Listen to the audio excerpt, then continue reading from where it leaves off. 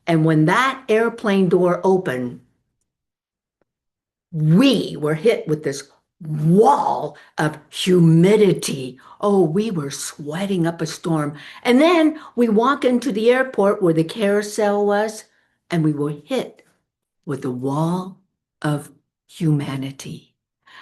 There were refrigerators and air cons and bundles of clothes wrapped in twine just going around the carousel.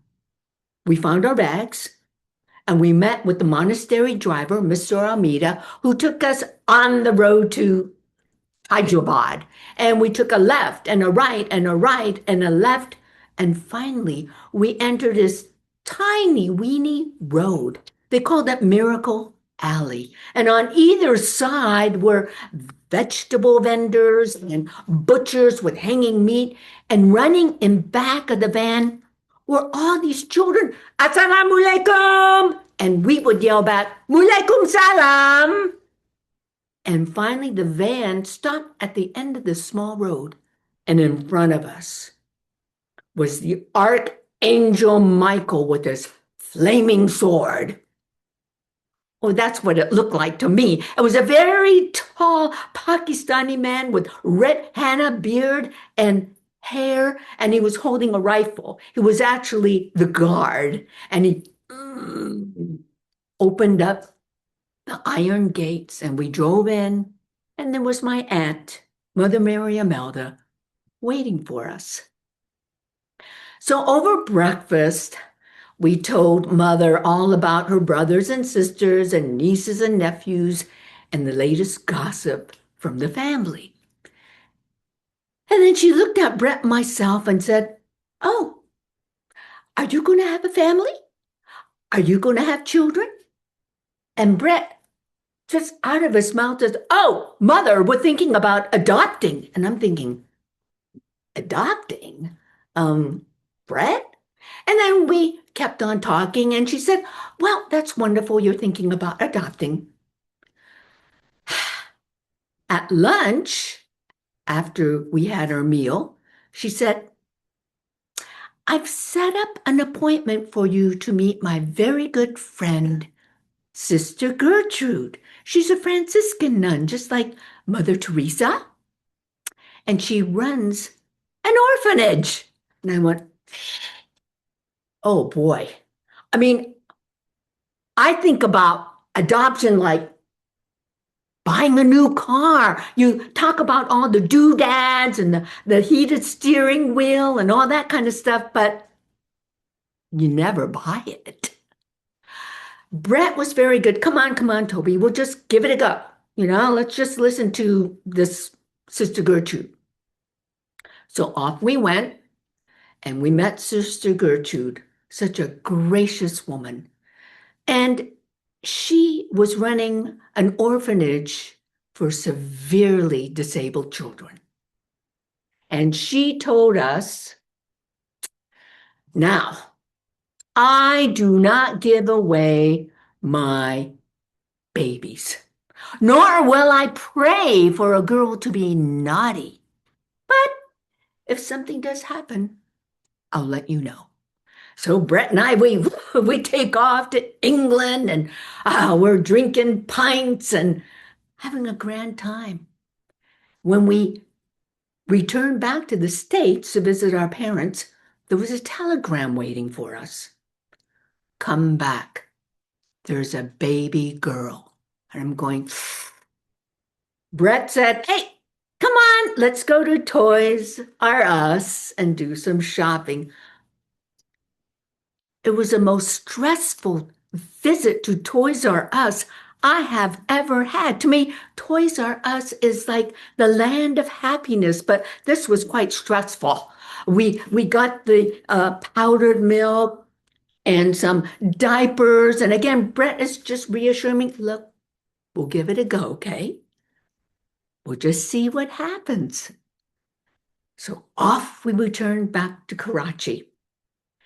And the monastery van is there. And Mr. Amida takes us through windy roads.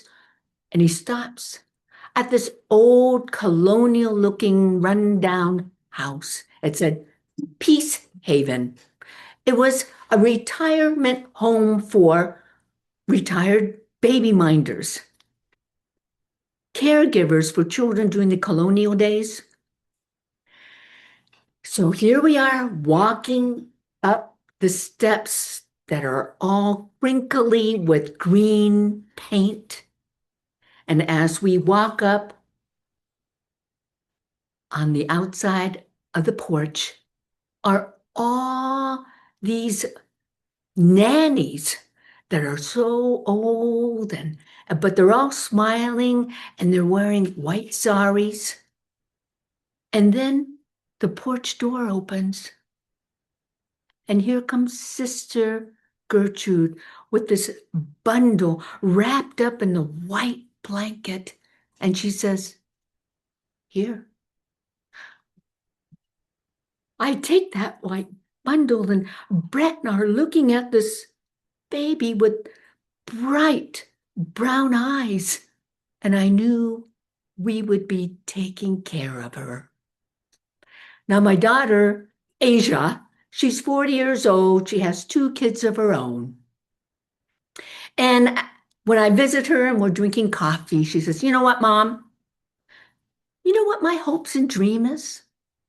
That one day I will visit the angels of Karachi." Thank you. Oh, thank you for that beautiful, heartwarming story, Toby. That was such a blessing. Well, let's go on to our next storyteller, Linda Yamoto, who belongs to both these groups and is very, very active. And Linda brings with her experience as a naturalist, where she did a lot of storytelling of a different kind. And she is also a co-producer of the Bay Area Storytelling Festival and has been doing that for many decades. Well, Linda says that what she loves about the fall are leaves of orange, red, and yellow, crisp air, cool but not too cold. She loves wearing sweaters and boots. And Thanksgiving, of course. And she even likes pumpkin spice latte on occasion. So, Linda, please share your story. Thank you, Rupa. I'm going to share with you one of my most favorite Japanese ghost stories.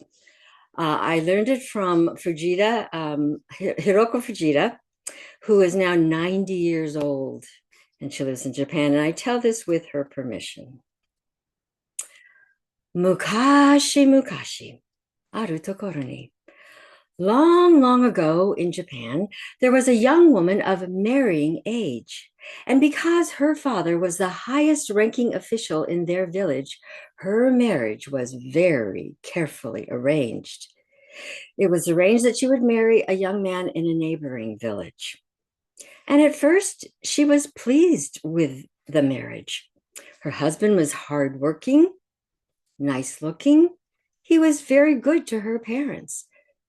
But as time went on, she began to realize that he was so demanding, so critical. He didn't like what she prepared for the meals or how she prepared it, how she tended the house or tended the garden. It seemed like nothing she did could ever please him. And as for her, she found him to be so annoying. The way he dragged his zori, his sandals, as he walked, the way he slurped his tea. It got to the point she could barely stand to look at him. She was desperately unhappy. But she knew she couldn't complain to her parents. They had worked so hard to arrange this marriage. If she said she wanted a divorce, they would probably disown her. She decided her only choice was to go find Basama, the old woman of the mountain, who they said had magical powers. Basama lived over a mountain, over a mountain, over a mountain. It was a long, hard journey. When she found the hut where Basama lived, the door was open, So she stood in the doorway. Basama was at her loom. Shh, shh, shh, shh, shh, shh. Sumimasen, excuse me. Shh, shh, shh. Honki desu ka? Are you sure about this? Yes, yes. Very well. Walk to the west. Walk until you find the mulberry tree covered in silkworm caterpillars, and wait. They will spin their cocoons. And then, on the night of a beautiful full moon, collect as many of those cocoons as you can and return home. And wait. On the night of a beautiful full moon, boil the cocoons and reel off the silk. And wait. On the night of a beautiful full moon, spin the silk into thread. And then, on the night of a beautiful full moon, weave the threads into cloth. And then, on the night of a beautiful full moon, bleach the cloth in the moonlight. And then, on the night of a beautiful full moon, sew the cloth into a kimono for your husband. And then, on the night of a beautiful full moon, present the kimono to your husband and help him dress. Shh, shh, shh. Domo arigatou gozaimasu. Thank you very much.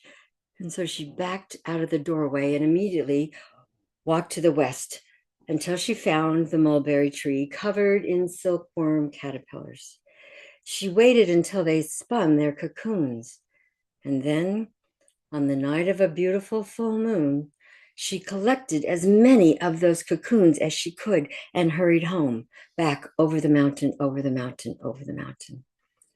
She counted the days, and then, on the night of a beautiful full moon, she boiled the cocoons and reeled off the silk. Counting the days again, on the night of a beautiful full moon, she spun the silk into thread. And then, on the night of a beautiful full moon, she wove the thread into cloth.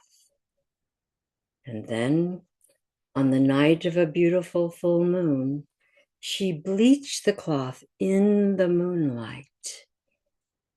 And then, on the night of a beautiful full moon, she stitched a kimono from that cloth. And then, on the night of a beautiful full moon, she presented the kimono to her husband. He was so surprised. She had never done anything like that for him before. And the weaving was so fine, the stitching so even. He didn't even mind that it was white, like a burial gown. He didn't seem to notice that as she helped him dress, that she wrapped the kimono, not right first then left, as a living person wears their kimono, but left first then right, as you would dress a dead body. When she put the wide obi belt around his waist and tied it, his eyes glazed over. He glided to the front door, slid it open, and went out into the moonlight.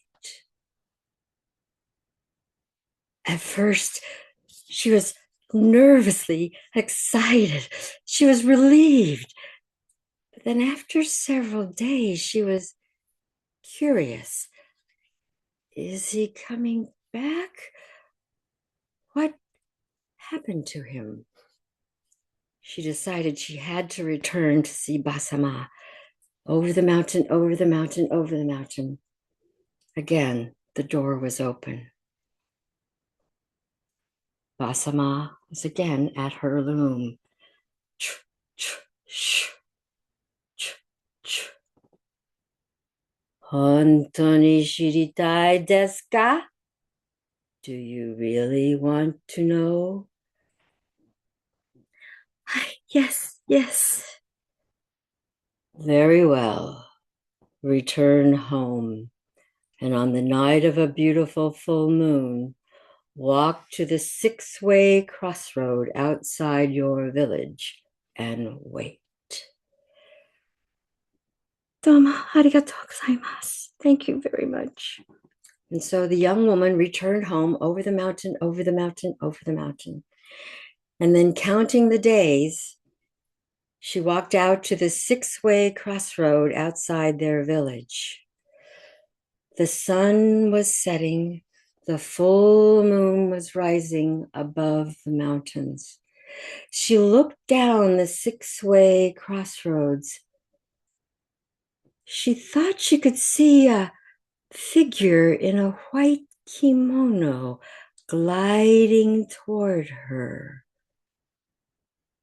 Is that my husband? As the figure came closer, she could hear that it was chanting something.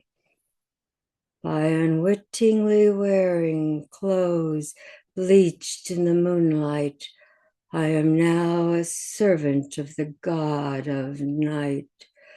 By unwittingly wearing clothes bleached in the moonlight, I am now a servant of the god of night. By unwittingly wearing. That is my husband. But he can no longer see me. He has become a yurei, a ghost. Oshimai. Wow, Linda. I could feel the tension mounting as you took us to the end of the story. Thank you for that delightful telling. Now, I would love to introduce our youngest member, possibly, Lillian Nantakat Shoji. Lillian, are you here? And Lillian comes all the way from Chicago, Illinois. And when she's not performing, she works with companies that help kids harness their creativity. And she's most excited about going home for the holidays to perform for her favorite audience. And guess who that is? Her 3-year-old nephew. And Lillian likes Chicago at this time of the year and enjoys the perfectly crisp weather. Now take on the stage, Lillian. Snuffy. Snuffy was my childhood dog. She was a Cavalier King Charles Spaniel with the classic red and white coat and long ears, fluffy paws, scrunched up little face. Snuffy would lick the lotion off of my legs, and she was terrified of thunderstorms, and she snored like a freight train, true to the breed. And when I was a kid, I was allergic to everything, so I also snored like a freight train, and I just assumed that that meant we were meant to be. She was sassy and lazy and adorable and one of my heroes. I'm 9 years old. We've been in this new house about a year. Our backyard is a massive pasture surrounded by other massive pastures for hay or horses, and all of it is roaming grounds for coyotes. We hear them late at night yipping and yapping. When we walk to the barn after dark, we bring the flashlight with us to stay safe, but we can still see their eyes glinting, watching us from the distance. We're careful about it. But sometimes it's late at night, and your dad's asleep, and your mom's at the barn, and your sister's off doing high school things, and you just got home from a lot of dance classes, and you're sitting there eating your warmed up dinner, and your dog comes in and asks to go to the bathroom. So what do? You just open the door on the safe side of the house and let her out and then go back. So I'm sitting there chewing my collard greens, and Snuffy's outside going to the bathroom and quiet, enjoying my dinner, when I hear a noise. And I'm not quite sure what it is. So I stand up and I get closer to the door and I listen and I realize it's this like yapping, it's coyotes. It's coyotes. And now suddenly I'm realizing that I'm not only hearing yipping and yapping, I'm hearing barking and growling and yelping, and I can't go out there. What can I do against coyotes? So I think sound. Coyotes really don't like loud noises, so I'm gonna grab a pot and a pan and I'm gonna go bang, bang, bang, and I'm gonna wake up my dad and all of the neighbors. No, light. Coyotes don't like light. That's why we bring the big flashlight with us when we go to the barn. So I'll grab the big flashlight, I'll shine it on them, and they'll scatter, and everything will be fine. Except that the big flashlight is at the barn with my mom, and I'm at the house. But we have other flashlights at the house, right? I start pulling open cabinets and drawers until I find a flashlight, and I can uh um uh dead. And now it's quiet. It's quiet outside, and I don't know what to do. So I call my mom and I tell her that Snuffy's outside. And she puts it together really quickly, and she's running back to the house and telling me to wake up my dad, and they go check the front yard and the backyard and the pasture, and I go to the driveway.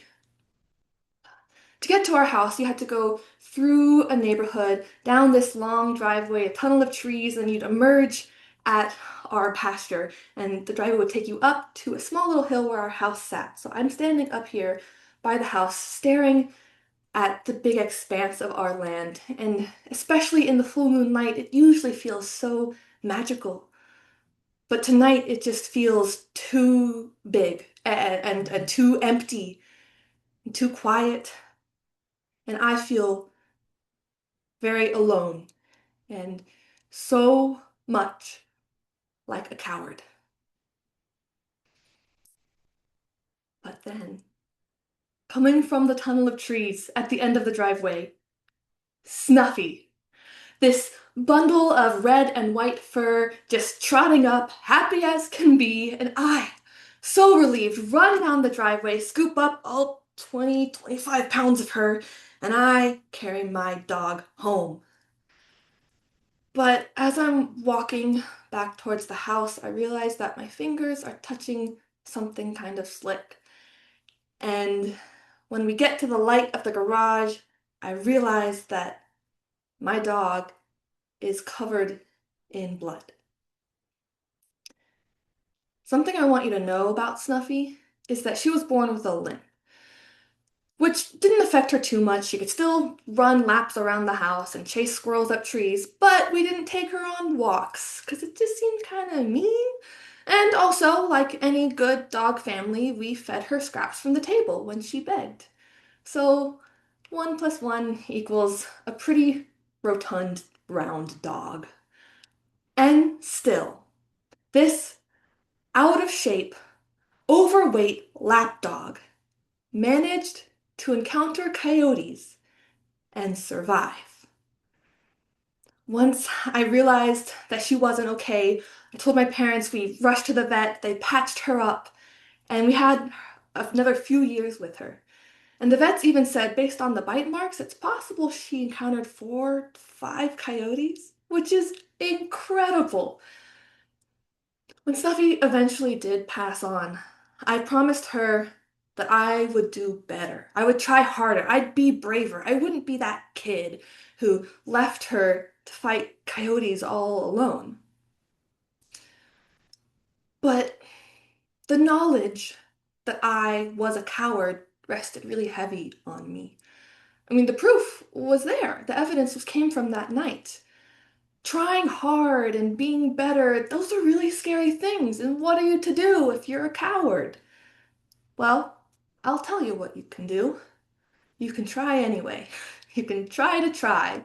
Snuffy was a fat, lazy, gluttonous old woman.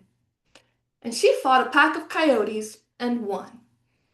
So maybe I can try fighting. I can try not giving up and see what happens. I might encounter a victory, just like Snuffy. Lillian, you are a winner. That was fantastic. And kudos to your hero dog. Thank you for sharing that. Our next storyteller is Harriet Rafter, who is representing the Asian Art Museum this evening.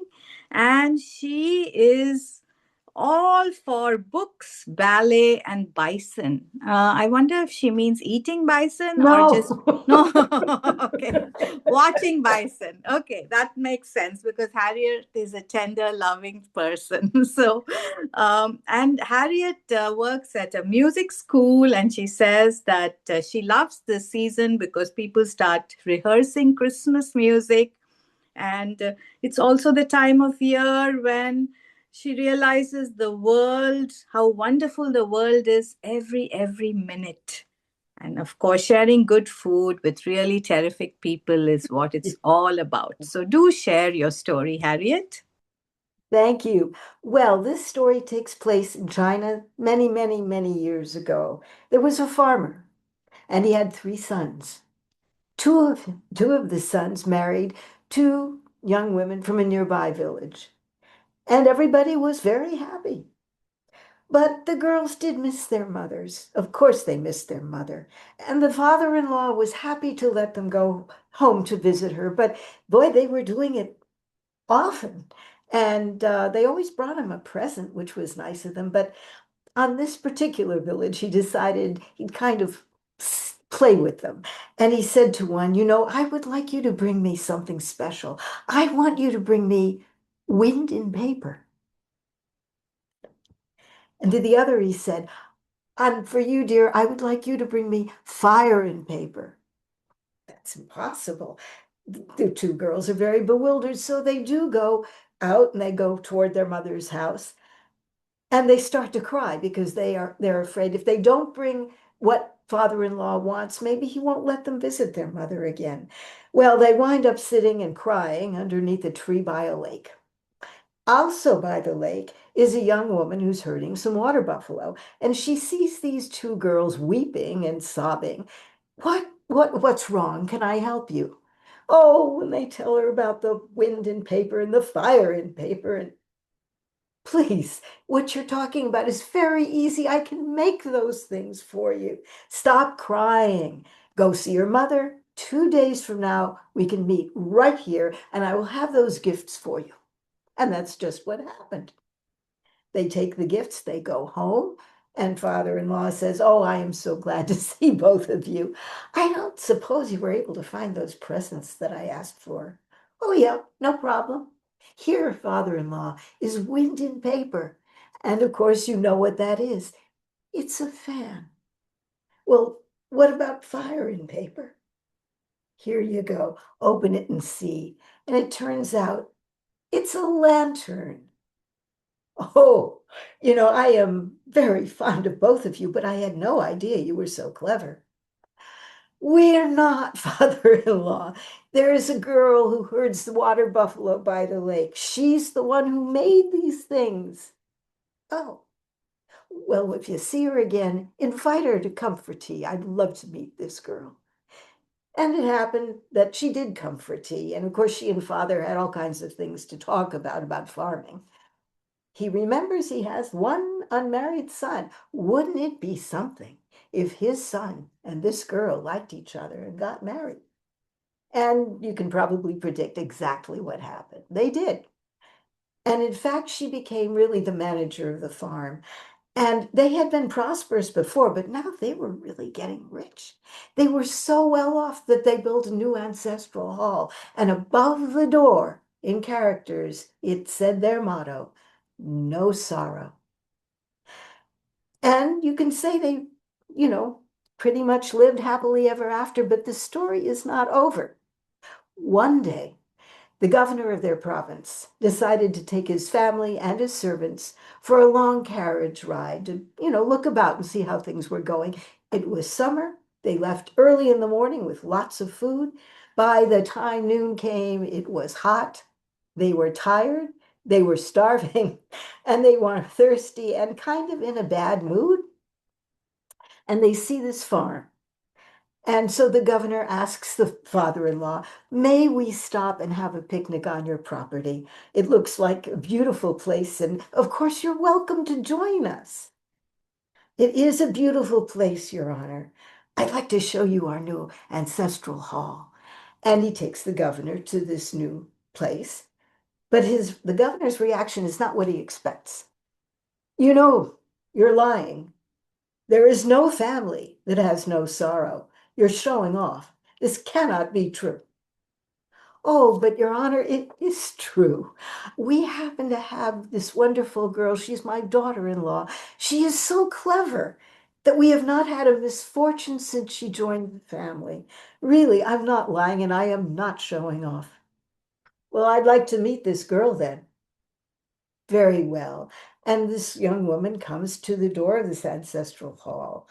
Girl, I want you to do something for me.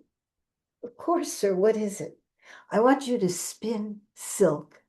I want it to be as long as the road we came down on. With pleasure, sir, but you must tell me how long is that road? Well, of course, nobody knows.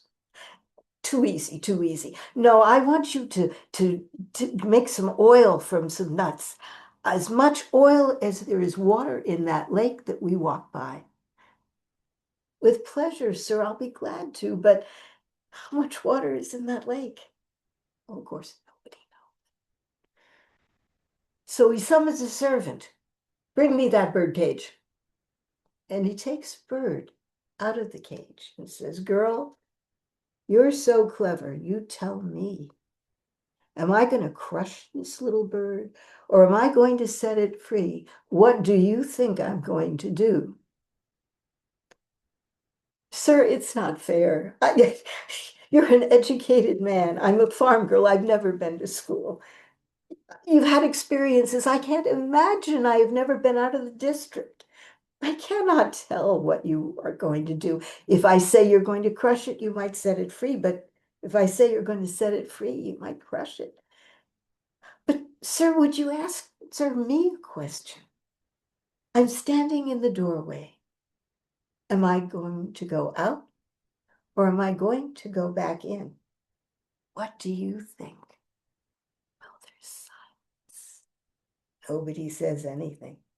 And suddenly his head throws back and he starts to laugh. And he turns to father-in-law. You, sir, are absolutely right. With this girl, she is so clever, you will have no misfortunes. You were not lying. Now, young lady, tell me, what do you think we should do with this bird? Oh, please let it go, sir. I think you're right. And he lets the bird go and he flies off. And they all had a marvelous picnic that afternoon. And that is the story of the clever daughter-in-law. Thank you, Harriet, for that riddle-filled and wisdom-filled story. We have a lot to take from that. Now, it's my pleasure to introduce Bowen Liam Lee, who comes from the AASIA group. She has been performing at the regional and national storytelling events. She's an educator, she's a naturalist, and also a Chautauqua scholar who has performed Asian women of history, including her great grandmother. Now, she says that autumn is her most favorite season. She has taught school for over 30 years, and autumn is always the beginning of the year and it always brings fresh hope and change. And Bowen is coming to us from the Olympia region, and here she is to share her story. Thank you, Rupa. First, I want to share this picture with you. This is the anime Wong coin that I'm going to be talking about. Oh, wow. So there she is. This coin was minted in 2022, and it's the, I'll tell you about it in the story. All right. First time I held an Anime Wong quarter in my hand, I couldn't put it down. I couldn't stop looking at the face of this Chinese American woman on a United States coin, the very first Asian American to ever be put on US money. I didn't know who she was. And as I found out about her, I learned just how much her story was my story, how much her story is the story of Chinese Americans in the United States. And I began recalling who she was. She was the actress my grandparents would get very excited about seeing on television. When I was a child, I remember seeing Anime Wong on the black and white television screen, and I was not impressed. She was a maid, a servant in a white woman's house. How could that be exciting? I hadn't known that that was the only role Hollywood offered her at the time, the only role Asian actors were given. And I didn't know that when my grandparents were younger, they had seen Anime Wong in movie theaters in starring roles next to Hollywood greats like Marlene Dietrich and Douglas Fairbanks. And they had seen her go from silent movies to talking pictures, from vaudeville to Broadway shows. She was a heroine to my grandparents, the only Chinese American Hollywood star of their time. But when I was a kid, we didn't have YouTube or any kind of film archive where you could watch old movies. If it didn't play on late night television or as a revival in the movie theaters, you never saw it. So Anime Wong, when I was a child, was just a maid on television. And there were no Asians on television except servants and bad guys when I was growing up. There were no Asians on billboards or magazines or commercials. Asians didn't exist in the United States, at least in the media. We were called the silent minority, and the phrase was used to indicate that minority meant not many and also not important. You cannot know the psychological and emotional impact that has on you to not see yourself represented in the culture unless it's happened to you. I went to a suburban high school at the time when only whites lived in the suburbs. And every year of my 4 years in high school, a teacher asked me if I was a foreign exchange student. And I got complimented on my very good English. I was the only Asian until my brother came as a freshman when I was a senior. I had come from a multi-ethnic, multicultural city, and I was in culture shock for most of my high school years. It was either culture shock or facing racial prejudice the entire time in high school. When I was a junior, a very young, new drama teacher, fresh out of college, came to the school. He held auditions for the high school musical, The Boyfriend. We got to have, and if we don't, we gotta have that certain thing called the boyfriend. I got the part of the maid when I auditioned, the French maid. I studied Jacques Cousteau on PBS and had a very good French accent. So good, people who saw the play thought that's how I normally spoke. I had the first solo song in the play, a feature song and dance, and I thought it was a great part. And when the reviews came out in the local newspaper, they raved that The Boyfriend was a high school musical worthy of being in a theater in San Francisco. The production was outstanding, and the review said I was melodious. It wasn't until I read the life story of Anime Wong that I understood what had happened in my high school musical. I had been cast as the maid because, as the drama teacher had said, he couldn't figure out where else to put me without parents lynching him. I had no idea what he was talking about at the time, but researching the life of Anime Wong, I found out she was never allowed to play the leading lady because it meant her being romantic with a white man, which had been against the law in the United States. The miscegenation law in America stated a person of color could not marry a white person, and that law was not revoked until 1949. So Anime Wong could never be a leading lady, And in 1969, when I was in high school, racism in white suburbia kept that taboo alive. The feature song and dance I had in The Boyfriend was with the dirty old man in the play, and it was all comedy. The old geezer chasing after the French maid. I had to do the splits in my dance number and stay there as if I was stuck for the old man to pull me up awkwardly. I had no idea that is what Anna May Wong had to contend with her entire career, getting stuck with secondary roles and having to make it a comedy if she was romantically involved. In other words, a joke, or get killed before the end of the movie. Thank goodness I didn't have to commit suicide in my high school musical. But Anna May Wong had to do it hundreds of times, and she never even got to kiss the guy.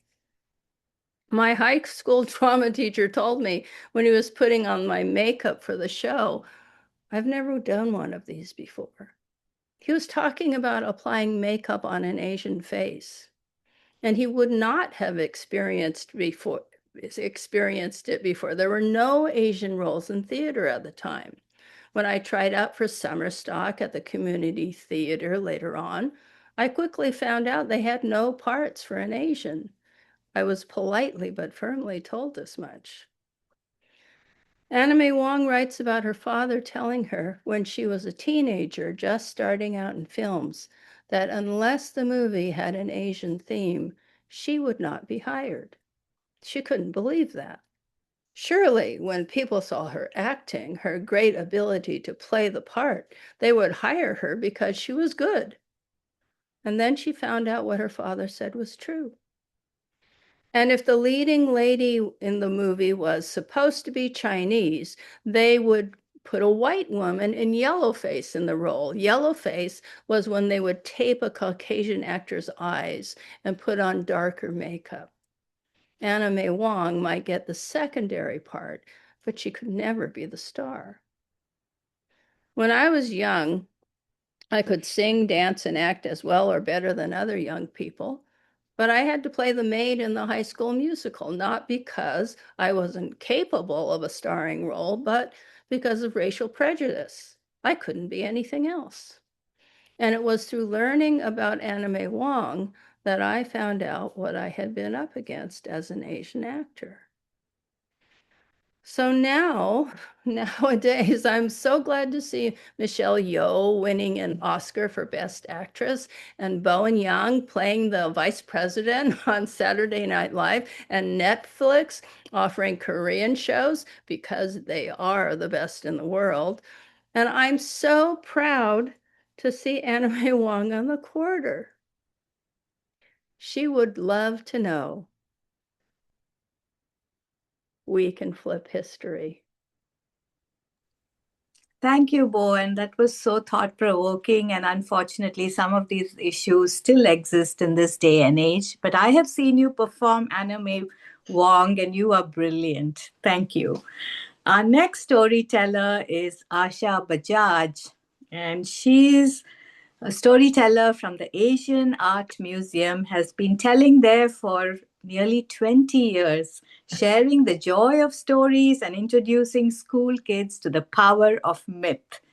Now, Asha is very, very active, volunteering at a zillion places, and I call her the Energizer Bunny.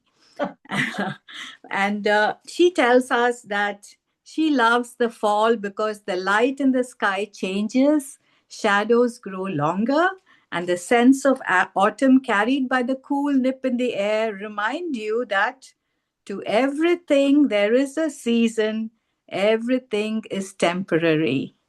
Thank you, Asha, and let's hear your story. Thank you, Rupa. Namaste. I am going to tell you a Shiro story, and it is from mythology, but it's such an ingrained part of the Indian culture that the story I'm going to tell you about has become synonymous with devotion to your husband and conjugal filiati and devotion that can even overcome the worst odds. So the story starts, the name of the story is Savitri. Long time ago, in the day of legend, In the Mahabharata, you'll find the story. There was a wonderful king called Ashwapati.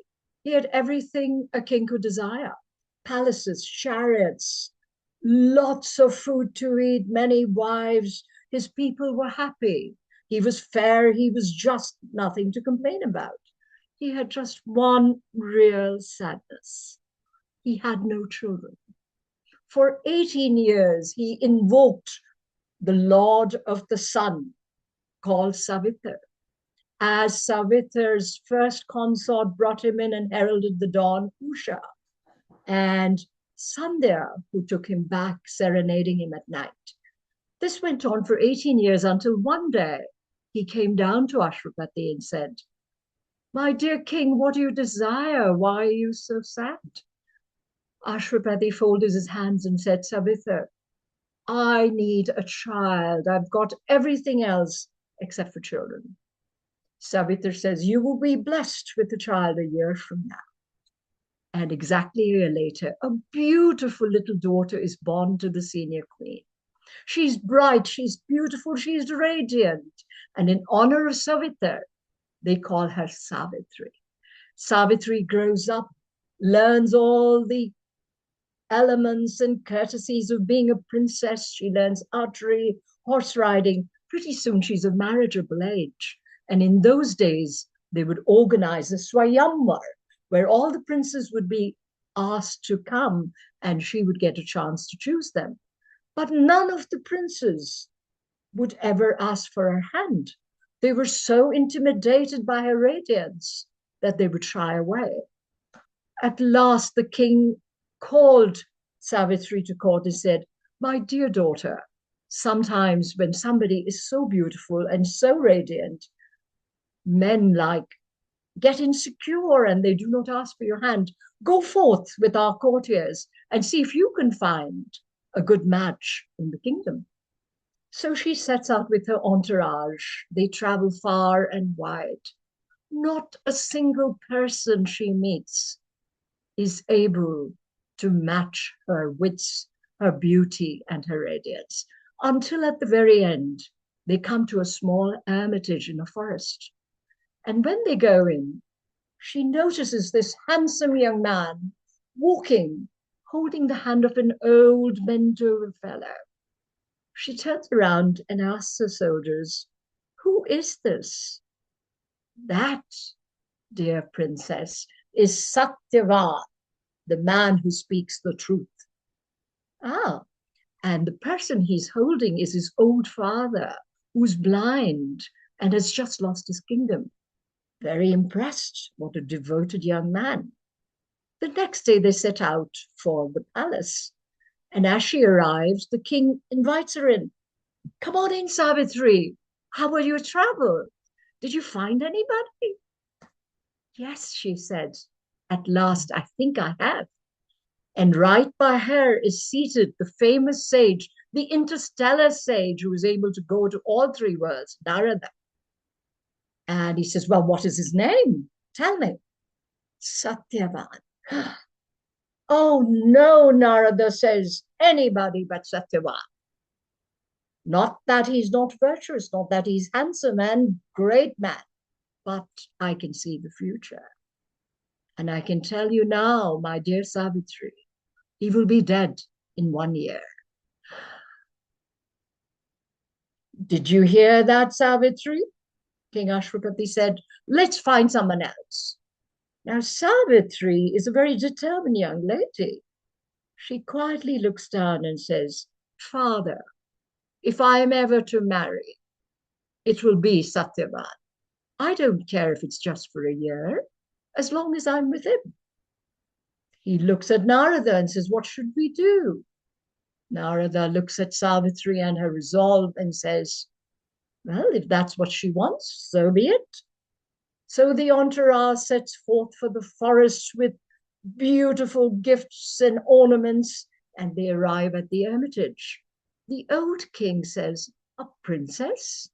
Ready to settle in an hermitage? Are you going to eat bark and fruit and nuts and sleep on a mat?" She says, "I don't care as long as I'm with Satyavan."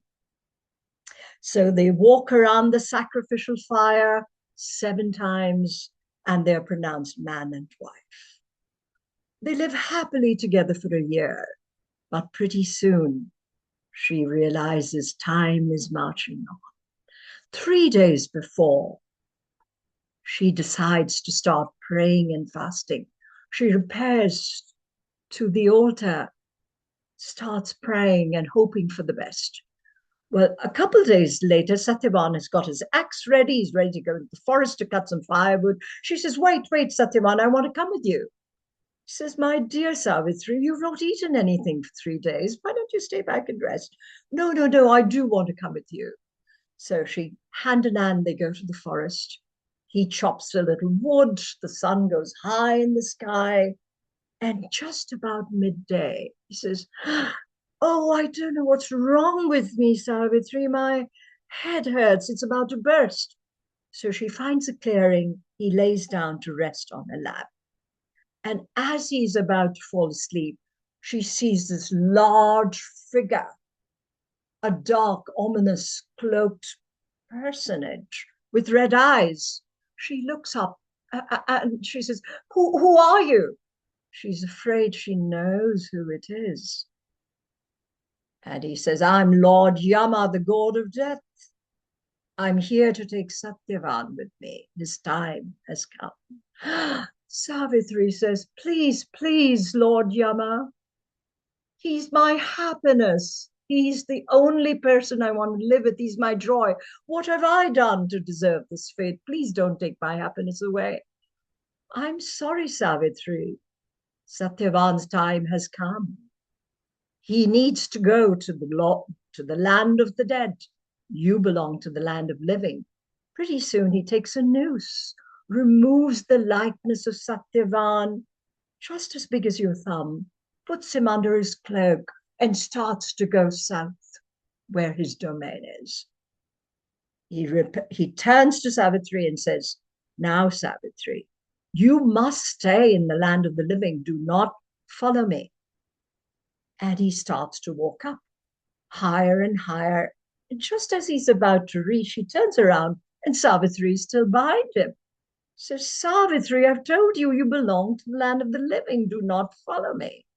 But I'm so impressed by your devotion. Tell me, what do you ask for? Anything but the life of Satyavan. She says, in that case, Lord Yama, since Satyavan is gone, could you please return my father-in-law's eyesight and hopefully let him get back to his kingdom? Very thoughtful, Yama says. So be it. And now you must turn back. Do not follow me. And he turns to start going further and further up the hill. He keeps rustling through the bushes. Savitri is still following him. Her sari is torn. Her hair is threadbare. Yama has no difficulty, and he's reached the top. And suddenly he sees Savitri is back there again. Savitri, he says, please stop. But tell me, what can I give you except for the life of Satyavan? And she says, in that case, sir, please let my father have many more sons so he is an heir to the throne. So be it. And now please turn back to the land of the living, Savitri. You cannot join me in the land of the dead. Don't worry. Satyavan has been a virtuous man. He will have a good life in my domain.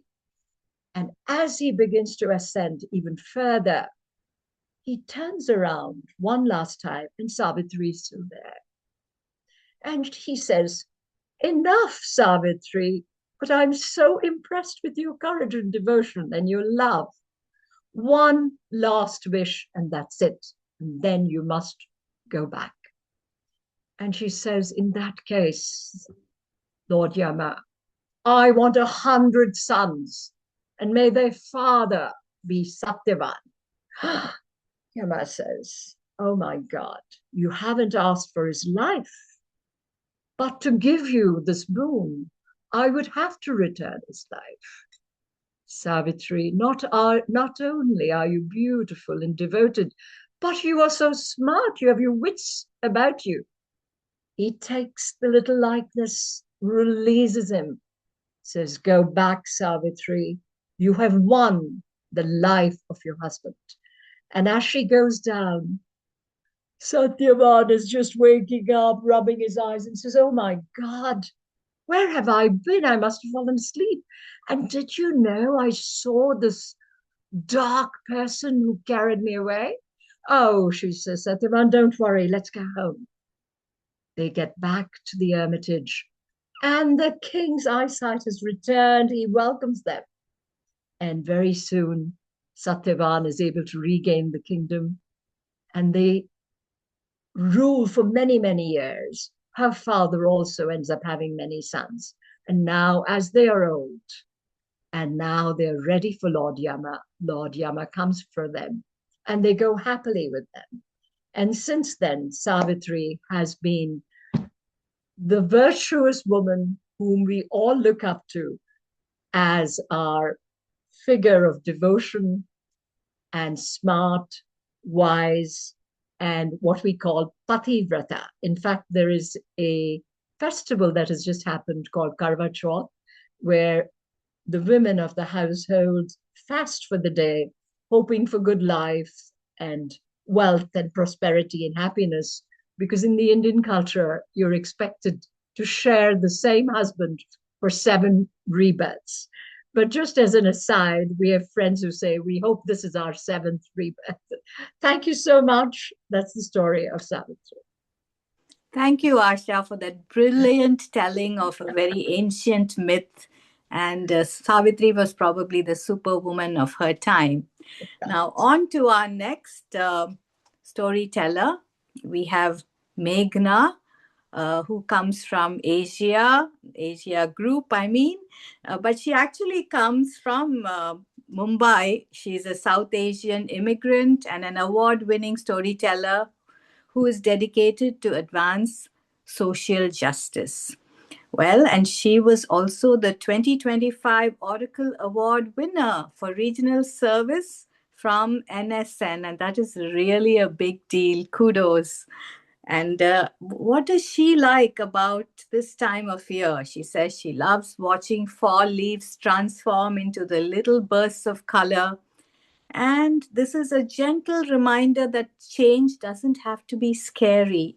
And we need to use these moments to pause, breathe, reflect, and let go. That's wonderful. Now, on to your story. Thank you, Rupa. Hi, everyone. It's around 9 a.m. in June of 2011. I am getting ready in front of the mirror at my home in Mumbai and feeling both excited and nervous.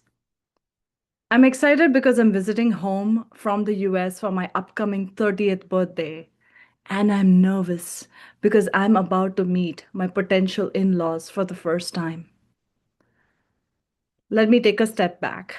You see, a year earlier than that day, deeply buried in my tedious and cumbersome PhD program, I was not looking for a relationship or dating, despite my mom's polite nudges of the fact that I did not have a social life. But then the universe decided to intervene and introduce me to Harish, a fellow doctoral student from India. Now, despite my plans not to date, I fell for his genuine spirit, infectious laughter, childlike curiosity, and warm brown eyes. He is goofy, and he's a nerd, and he makes me feel comfortable enough to be my true self. Back to the day when I am nervous, back to my India trip, I am about to meet Harish's parents for the first time. You see, our parents had met earlier that summer when he visited India, but now it is my turn. I am nervous for one main reason. I had seen his family photos that he had shared with me, and his parents rarely smiled. While my folks genuinely smiled like they were advertising for a toothpaste commercial. So there, Harish's parents and younger brother arrive. We serve them refreshments. His mother, lovingly known as Amma, approaches me, and I feel my shoulder tightening, my jaws tightening. And she says something funny, and we laugh. That 1 second, I noticed her radiant, full body laughter, childlike enthusiasm, and beautiful brown eyes, just like Harish, her son. It was nothing like her expressions in the family photo. Now, I want to know more, but with an open mind. Later, in 2013, Harish and I got married in a beautiful ceremony in India. And during the trips that we made to India after our wedding, I discovered that Amma, my mother-in-law, is a nurturing celebrity and an after-school tutor in our neighborhood who loves being creative and follows her religious practices. And cooking and packing delicious food for others is her way of expressing love. As I get to know her, I let my guard down. But I also unexpectedly hit a relationship roadblock, like the storm before the calm. During one of our trips, my in laws unexpectedly launched this missile question while watching the TV. Not to Harish, but to me, sitting right next to him. Meghna, when are you going to be a mother? I froze. I was completely thrown off guard. Harish tried to intervene and support, but my father in law, not realizing, continued to ask me those questions. You see, this may feel very normalized in many of our cultures, but for me, it felt personally intrusive and uncalled for. There's another thing you should know. I would often internally feel sad and spiral into anxiety. The truth is that we did want to have kids, but what they did not know is that I struggled to share my chronic health and reproductive struggles that had delayed or thrown our plans to start a family. So it was painfully hard for me to hear those questions, traumatizing like the feeling the pit in my stomach. I would feel ashamed as if something was wrong with me as a woman. But unexpectedly, something comforted me in this chaos after all the problematic questioning, not once, many times.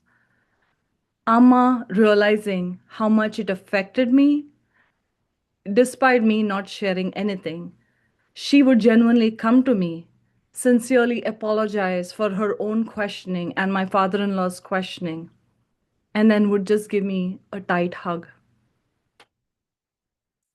Now, an elder apologizing to a younger person, that's something I had never seen growing up. She then stopped asking me those questions. She just showed her love and care like I'm her own daughter. Despite our intergenerational differences and beyond our in law dynamics, I discovered neither of us were perfect and we made mistakes, but we cared for each other at the end of the day. I was getting to know her and wanting to bond with her.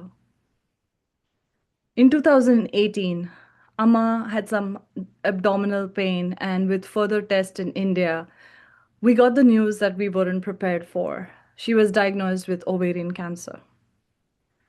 We were all distraught, especially Amma, but we were hopeful with chemo and radiation. I immediately left for Pune as I was not working to provide her the support during her chemo. When I entered the house, we both tried to contain our tears, processing this news. She seemed very hopeful with her treatment and prepared one of my favorite dishes since she knew I was coming. As I unpacked my bags, I realized I had bought her 2 unused adult coloring books and color pencils, hoping that Amma would be able to find her creativity in this chaos, just like it had helped me during my stressful and very tedious and tensed PhD program and coursework.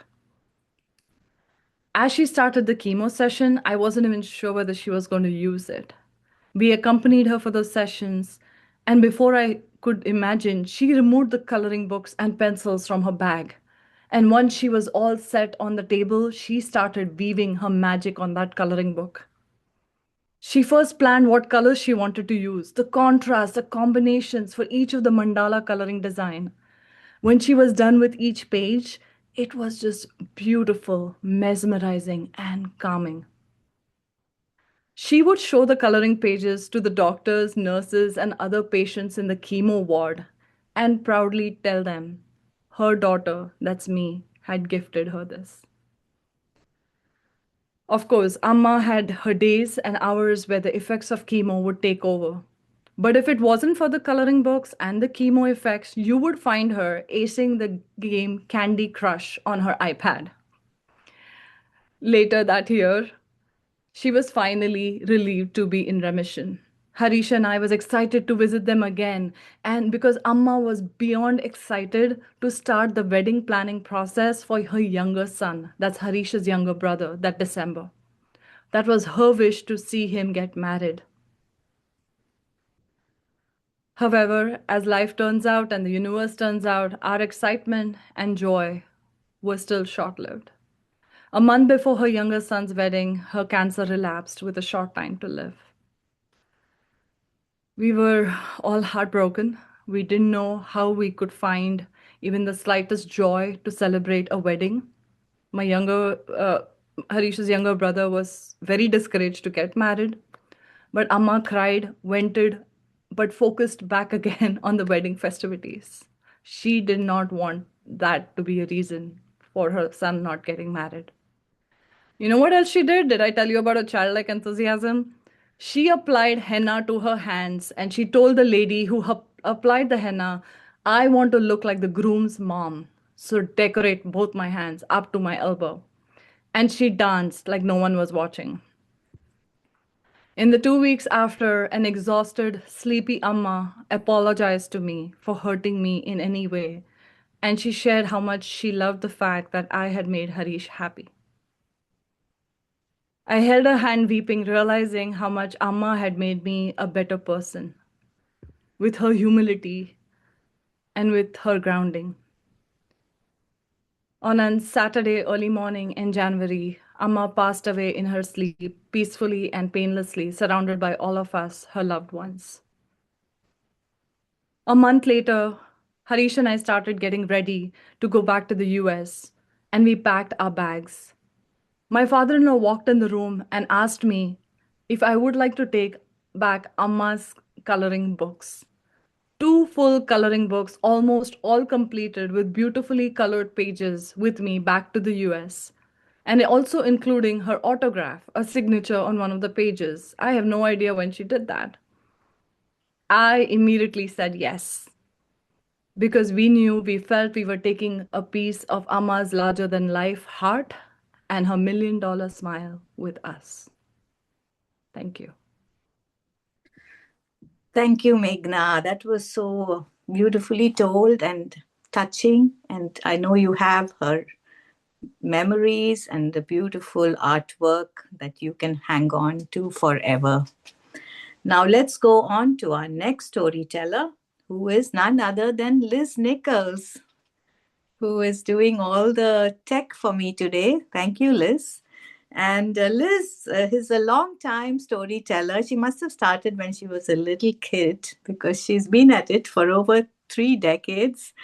And she lives in Oakland, California. She's the co-host of the Contra Costa Tale Spinners, the monthly swap group. She was also the storytelling director at Stagebridge. And she tells a lot of stories at the Asian Art Museum, and we always turn to her. She's one of our best mentors. And what she likes about fall is pumpkin spice. But she says not in her coffee, not in a cracker, not in breakfast cereal, but just give me the pie with whipped cream on top. Sure, we are happy to do that for you, Liz. And please share your story. Thanks, Rupa. Well, I'm going to tell you a myth from Japan. I just got back from a fantastic 2-week trip to Japan, and one of the highlights was going to the island of Kyushu, where I hadn't been before. And one of the highlights of that highlight was a bus tour into the countryside and the pristine forested mountains of this island. On this bus tour, we got to visit 2 Shinto shrines. One of them is called Amano Iwato Jinja, and it is said to be the true location of one of the most foundational myths in Japanese Shinto religion. And this is the myth. In this shrine, the deity enshrined is Amaterasu, the sun goddess. Now, Amaterasu was the oldest child of her father, the god Izanagi. I think she was his favorite. See, he was washing himself to purify himself in a sacred stream. And as he did that, he wiped his left eye. And there appeared the most beautiful, perfect, round, bright, shining deity. And he named her Amaterasu, and he placed her to rule over the high plane of heaven as the sun.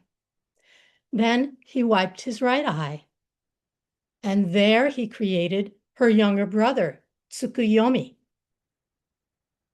the moon, and put him in the night. And then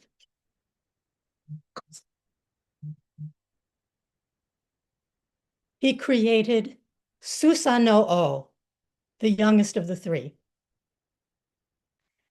He was a tempestuous deity, the god of storms, and his father sent him out to sea.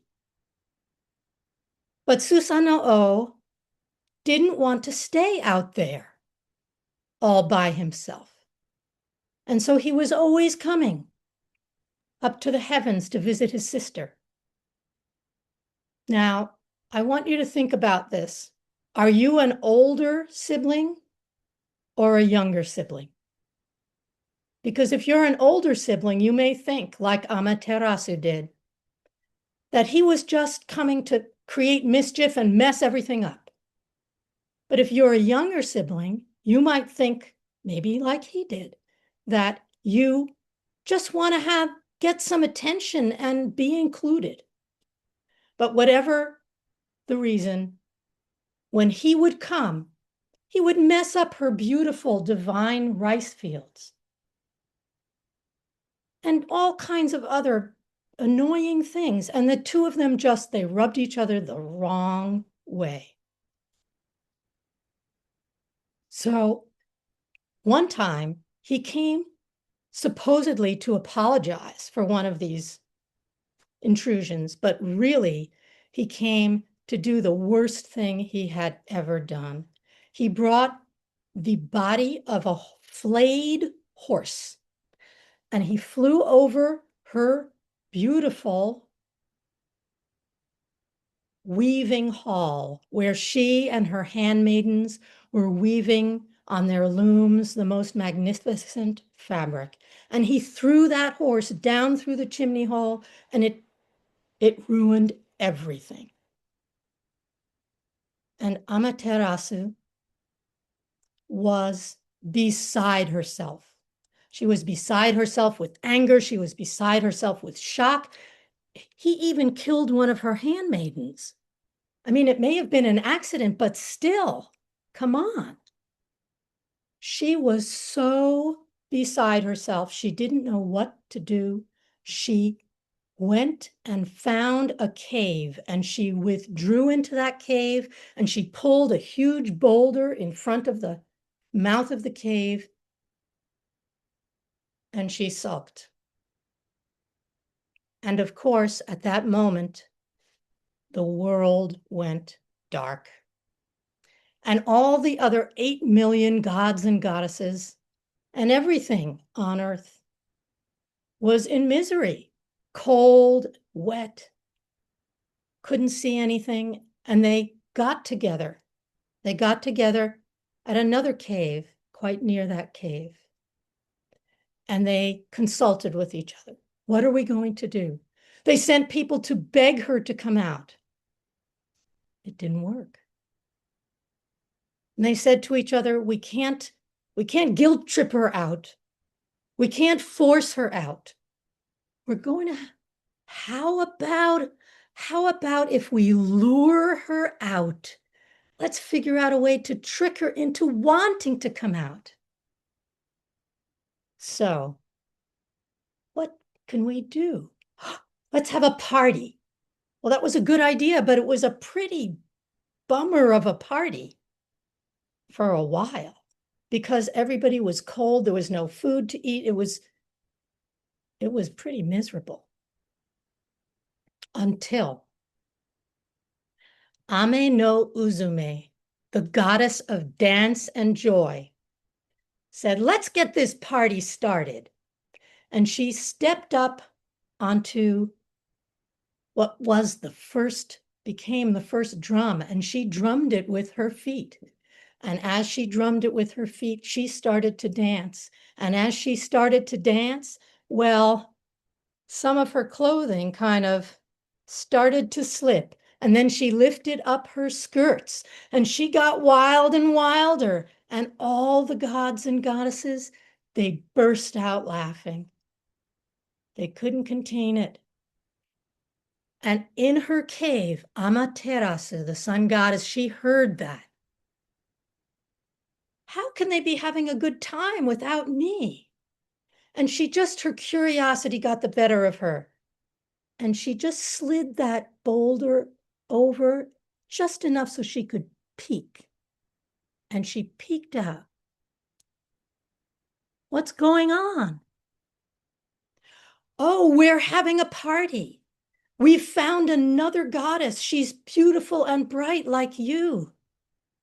Now this she had to see. Well, show me that goddess. Well, come out a little more and look. And Amaterasu pushed that boulder a little further and she looked out. And you know what she saw?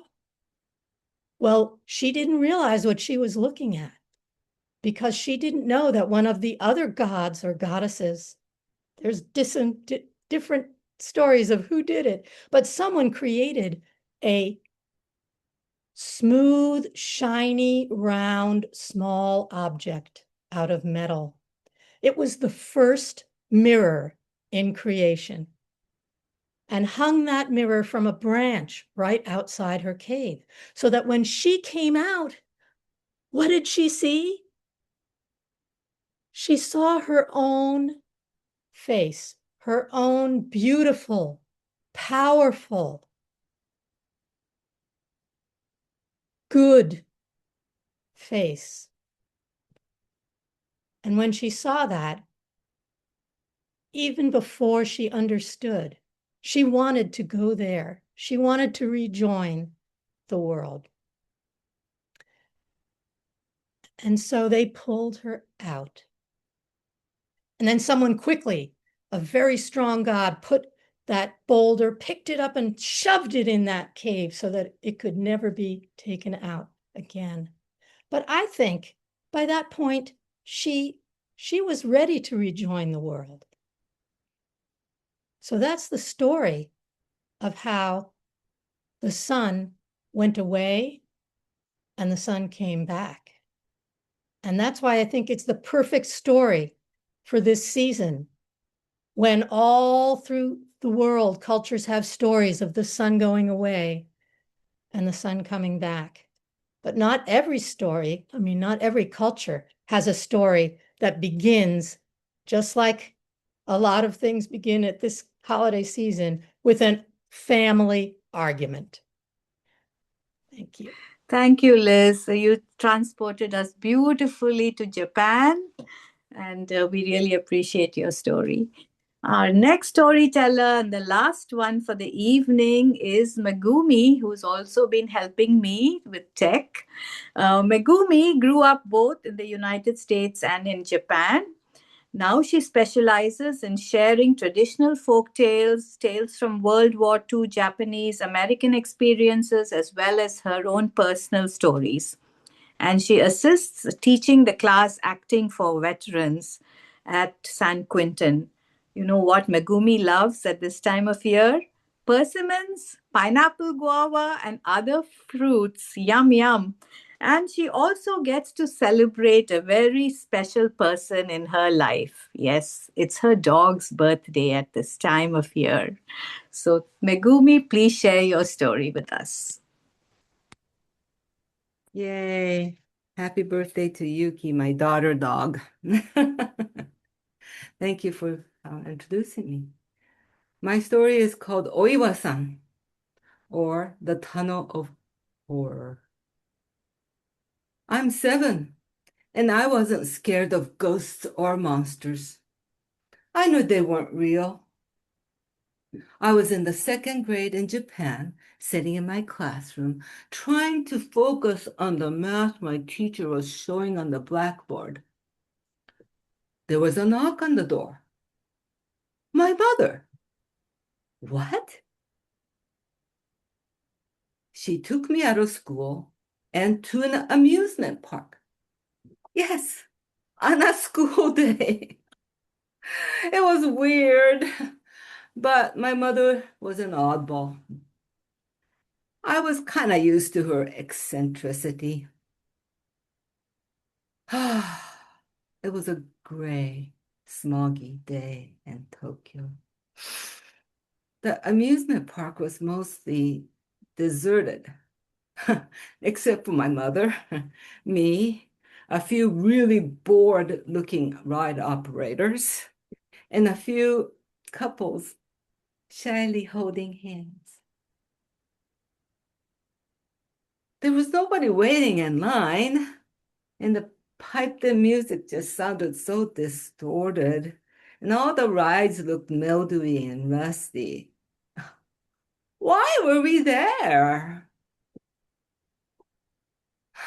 My mother looked unusually cheerful, completely oblivious to my confusion. さて、どこに行こうか? Where do you want to go? Then I noticed a blackboard, a billboard. It featured Oiwa-san, the Japanese yurei, the ghost. And she looked terrible as always, of course.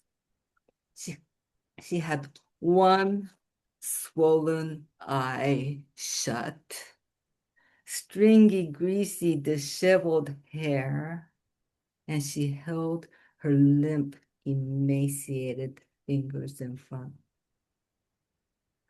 I was so proud of being a big girl, being 7 and not being scared of it. I was just staring and staring and staring at the billboard when my mother went right underneath the billboard and bought a ticket for the ride.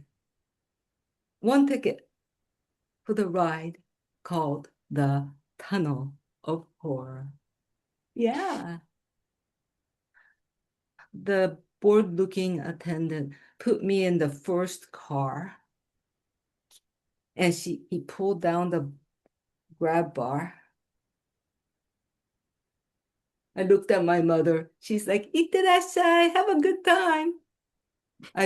I vaguely noticed a couple, a shy-looking couple, sitting way in the back, holding hands. And there I was, going into the dark tunnel of gloom. And well, anyway, dun dun dun dun dun dun dun. The ride started before I was ready. Dun dun dun dun dun dun dun. And we entered the tunnel, the teeny tiny tunnel with the distorted music or sound effects that were supposed to sound like thunder. Ah, ah. And I was 7. I knew it was just recorded sounds, but I was scared. And then there were fake lightning, just little tiny fluorescent lights, pink and blue, going shh, shh. They were fake, and I knew it, and I wasn't supposed to be scared, but I was scared. Dun, dun, dun, dun, dun, dun, dun, dun. The ride went on, and then pretty soon we were in a big cave, and oh, there were plastic pirate puppets. Pirate! Ah! I knew they weren't real, but I was scared.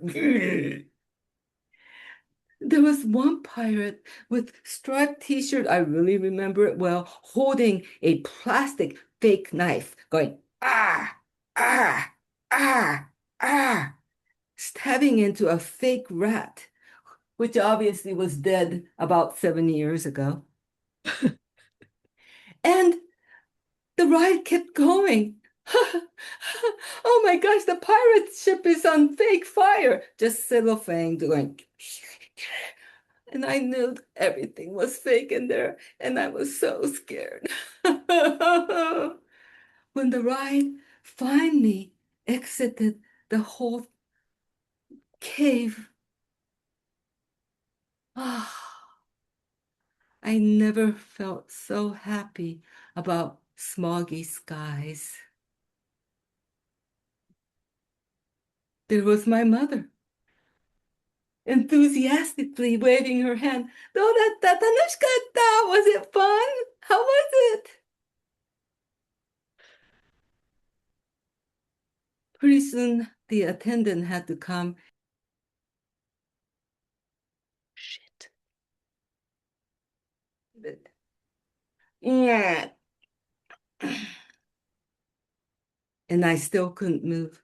He had to personally come and pry each of my fingers off the bar.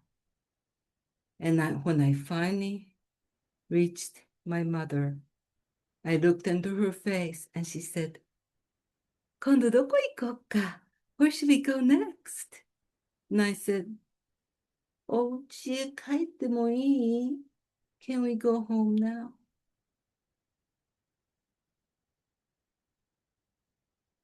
I didn't know it then, but my parents were divorcing. My father was to have custody of all the 3 children, and my mother had visitation rights. I asked her decades later why she never came to visit us. And she said, it was so sad. I just couldn't go. That was the answer she had for not coming to see us. And I realized how cruel schizophrenia can be for families. Well, what's the upside to this whole story? I think I'm a much more compassionate person now, especially for families that suffer from grave mental illness. And I really get along at San Quentin. Everybody comes from dysfunctional families there. I love working there. Oiwa-san, Tunnel of Horror. Thank you, Megumi, for sharing that experience and, something from your past that was obviously painful to you, but you did survive that ride. And I am inspired. I am scared of such rides, and maybe I will try one based on your experience. This brings us to the end of this wonderful celebration. I have to thank a bunch of people, starting with SAC, for hosting this, giving them their account, and for promoting this for us, especially Shags and Ed on the SAC board, and Sarah, who's here to support us. And I would also like to thank the audience who made time to come and be here for us. That is so special. Of course, all the storytellers who opened up their hearts and shared their wonderful stories to make this evening so delightful. And my special tech support people, Liz and Megumi, and the institutions that have made us what we are today. The Asian Art Museum. We welcome you there. Do come and check us out and hear our stories every first Sunday of the month. And AASIA, AASIA, the group that got us all together over 5 years ago and nurtured us and mentored us under the leadership of Nancy and Robert from Ethnotech. So I would like to keep the Zoom room open for a few minutes so that our storytellers can tell us what is coming up in terms of storytelling, and also if any of the audience members after that want to ask us any questions, we would really appreciate that. So let's get back to gallery view, and let's maybe go in the order that the storytellers came and presented today, starting with Eleanor. You want to share what you have coming up? Actually, I just finished a little round of gigs that I had around the Bay Area, and I'm looking forward now to telling more stories to children at the Asian Art Museum, including my first virtual tour with some of the stories of China. I'm looking forward to that. Wonderful. So who went next? Toby. Oh. Thank you for this kind invitation to tell today at Telebration. And actually, we're getting ready for our own Telebration with the South Sound Story Guild in Olympia, which will occur the day after Thanksgiving. And Bowen, she's on the list to tell too. And after that, I think I am just kind of relaxing a bit until next year, where new adventures will occur. Thanks. Okay, and Linda. Yeah. Well, I just learned that I'll be doing the 11 o'clock storytelling for the bell ringing program at the Asian Art Museum on December 28th. And Rupa, I think you're doing it with me at 11. And then January, I'm going to be doing a show for Better Said Than Done. And in February, I'm going to be telling with a Good Liars Club. So see what lie I can come up with. Okay, great. Lillian.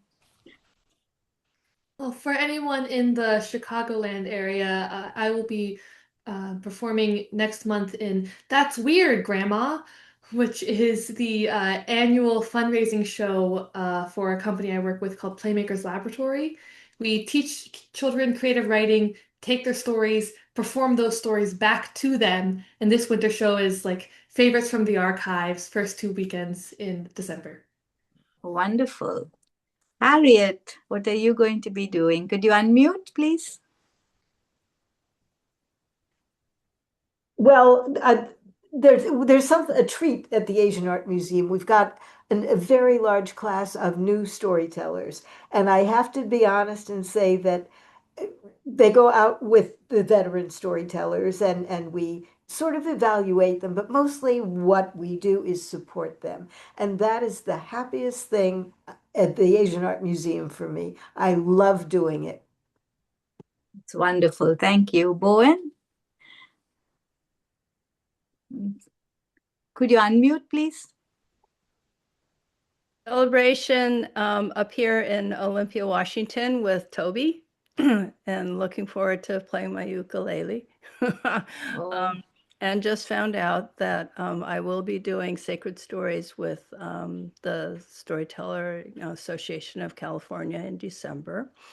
And we'll be doing something in January, but I can't remember what it is. And Better Said Than Done in February. So that's wonderful. Wonderful. Asha. Well, I thought I was at the Moth Hour. I think a lot of these stories could be on it. It's amazing. Or your brief and spectacular moment on KQED, especially the story about Anna Wong was amazing.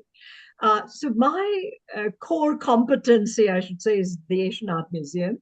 And I truly enjoy the program because of the school children that come in. It's such a nice way to introduce them to different cultures. And I've always felt that in the Western world, everything else is myth, except for our Christian traditions here. So I love to feel like a bridge, because I used to follow Joseph Campbell a lot, to open the eyes to see the similarities amongst us, and that God is an archetype. These stories and myths have the same underpinnings of human culture and experience, and representative of the human experience, and not just Asian or Western or what have you. So I'm also doing the bell ringing storytelling at 2 p.m., Linda. And I love that occasion because they ring the bell 108 times. We'll invite all of you to come. And it's the Japanese tradition of, taking away the sins of the old and getting ready for the new. So tell them about Danville Diwali. Yes. And I have to tell you, Rupa has been so wonderful in helping us. Our little town, by the way, our claim to fame is Eugene O'Neill lived here, by the way. And we have the Dow House here. And I can see us maybe doing storytelling at one of the Dow festivals. Wouldn't that be fun? But our town has invited us to feature Diwali as a holiday celebration. So we're doing the story of the Ramayana and Nakasura, the meta themes of good over evil, the light over darkness, and bringing in some of our cultural artifacts, and even a photo booth with the elements of attire, jewelry, bindi, that sort of thing. So thank you so much for including me. This was fun, Rupa. You've opened me up to a new avenue of storytelling.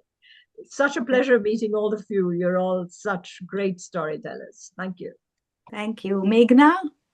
Yes. Thank you, Rupa and the team for coordinating this and all the storytellers. Beautiful stories. Yeah, my upcoming, I keep saying this is like the last performance for the year, and then I keep adding more storytelling performances. So it's a good form of addiction. But I'm sharing my story on December 20th at the Sacramento Storyteller Guild, which will be also hybrid on Zoom. And then I'm scheduled to share, I think, in February online for the Storytelling Association of California. And then in March, it is the hybrid event for the Women's Storytelling Festival, and I'll be one of the virtual storytellers for the Zoom showcase. So I'm excited and looking forward to that. Thank you. Thanks again, Rupa. Thank you. Liz? Hi. Okay. Well, Bowen, I think so. We're both going to be telling it Better Said Than Done in February. That's cool. Always love to tell with you through the magic of Zoom. And I am the co-host of the Contra Costa Tale Spinners, which is a monthly story swap group, mostly on Zoom. And we'd love to have anybody who is not on our mailing list join us. You can just email me and I'll put our email. But we are also co-hosting a Zoom Tellabration that I just put in the chat, and it's going to be this Saturday at 4 p.m.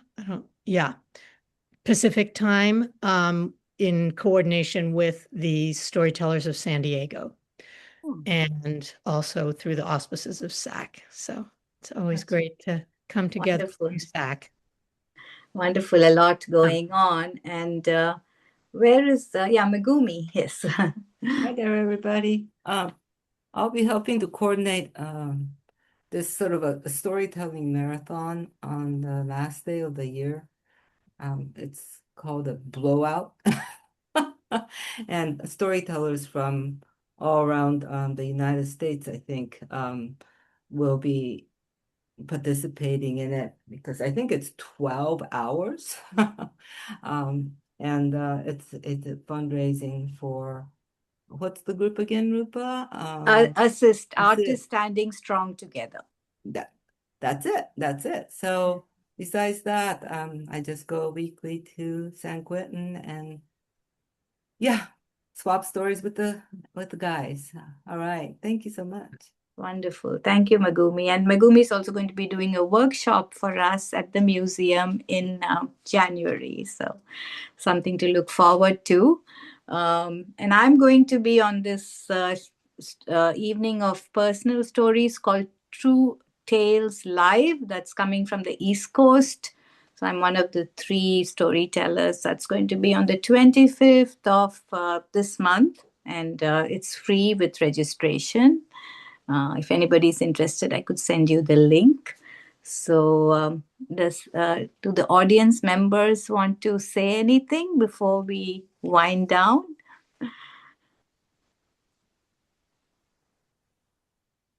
Thank you for being such a great moderator. This was a great evening. Lovely to meet everybody. Have a great Thanksgiving. Thank you. Thank Right. you. Yeah, we wish you peace and happiness in this coming season of festivities, and keep telling stories and listening to stories. And again, I appreciate SAC for keeping up with this tradition. And we hope to see you soon, either on Zoom or in person. Thank Thank you, you. Rupa. Thank you.